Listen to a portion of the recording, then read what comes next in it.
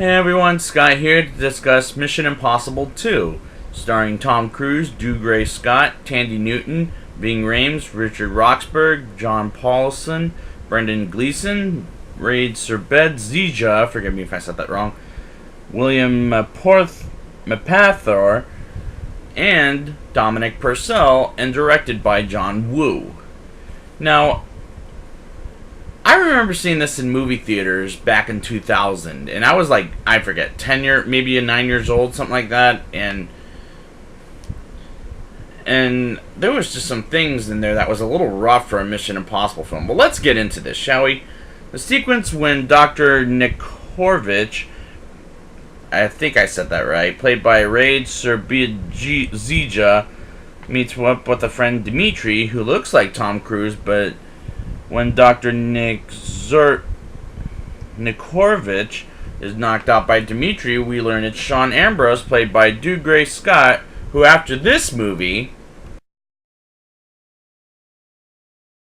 I still don't think he's a very good actor, but that scene where it felt very villain taking over the world cliche. Next thing you know, Ethan Hunt, and that is the real one, played by Tom Cruise, doing one of his dangerous stunts where he's climbing a rock in the desert, and I was scared when I saw this originally when he was doing that when I first saw this movie. But now it's the Tom Cruise cliche these days.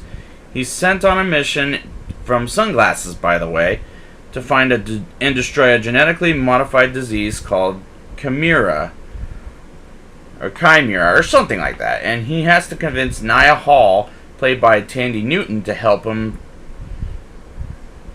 out finding and destroying the Chimera. And that as a setup was a little pretentious for a Mission Impossible movie, but hey, it's director John Woo. He does action for action's sake like Michael Bay does, and like Michael Bay, I'm not a fan of John Woo's movies in general. When Ethan and Nia chase and crash each other in the middle of the road on the mountains, and she almost gets killed by playing cat and mouse with Ethan, and she just accepts the job like a snap of a finger. It was never earned for me. It was really quick too, and it was very unrealistic. And how Ethan gets Nia working together.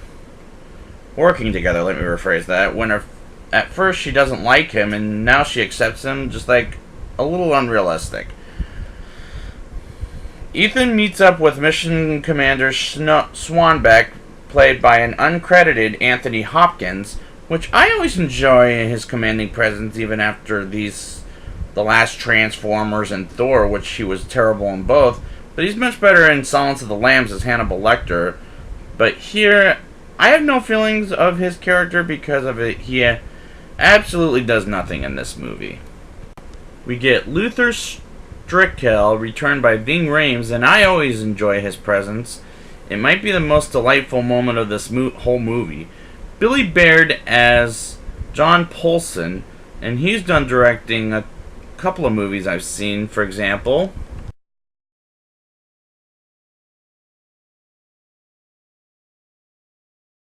and some TV. One my mom watches, one she doesn't, called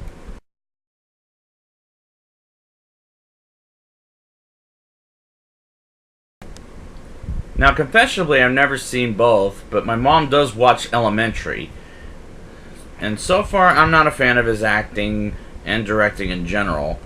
Is Sean Ambrose the stupidest person ever when he takes Nia back and when he takes Nia back in, and because she betrayed him once and she'll do it again by the end of this movie? That was a real problem from the get-go. Sean makes a deal with Hugh Stamp, played by Richard Roxburgh, and I'm a fan of him as a villain in movies such as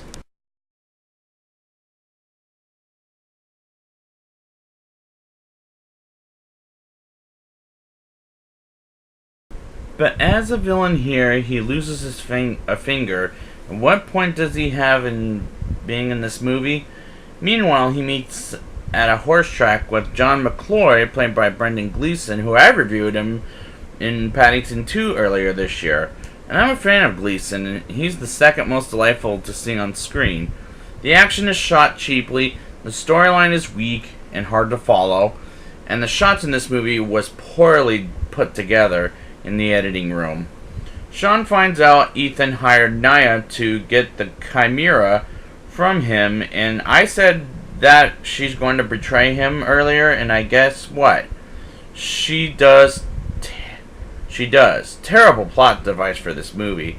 But I'll admit the scene when Ethan tries to steal the Chimera, it was an intense scene. The music is absolutely dramatic, though, is my problem. The action scenes will be taken by other movies such as